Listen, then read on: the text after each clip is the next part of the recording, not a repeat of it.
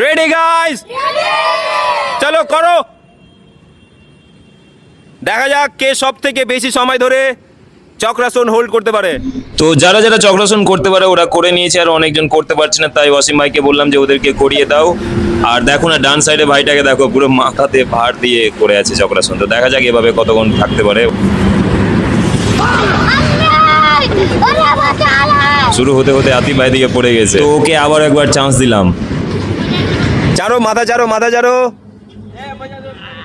আর 30 second হতে না হতে এদিকে 4-5 জন একদম ডুস ডুস করে পড়ে গেল, মানে 5 জন বাদ, 12 জনের মধ্যে এখন 7 জন আছে।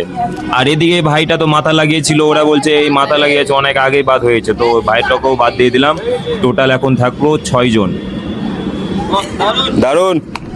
তো তোমরা কে কে চক্রাসন হোল্ড করতে পারো কমেন্ট করে অবশ্যই জানিয়ে দিও। আতিফ শেষ, আর মাত্র 5 জন। খুব সুন্দর, হাততালি মারো ওদের জন্য। তো প্রায় 1 মিনিট হয়ে গেল, 5 জন মাত্র আছে এখন। দেখা যাক কে লাস্ট অব্দি টিকে থাকে।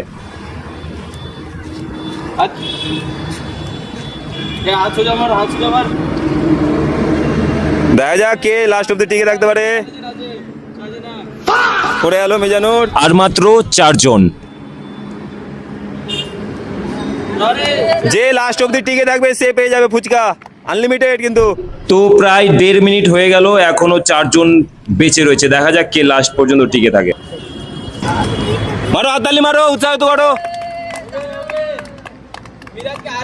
কারো দিকে দেখা দরকার নেই, নিজে ফোকাস করো নিজে। তো প্রায় যখন 2 মিনিট হয়ে গেল আমি দারুণ বললাম, আর এক ভাই পড়ে গেল। তো বাকি রইল এখন মাত্র 3 জন। আর 3 জন আছে, 3 জন একদম হাড্ডাহাড্ডি। দেখা যাক। থাকতে পারছি না, বেরিয়ে যাচ্ছে। দারুণ হাড্ডাহাড্ডি লড়াই।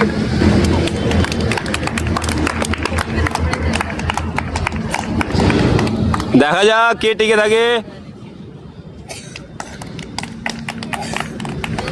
আরো 3 জন, 3 জন থাকতে হবে।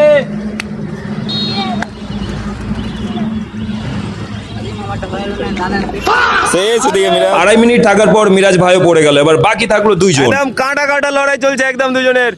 দেখা যাক, হুড়াহুড়ি না করিও আবার।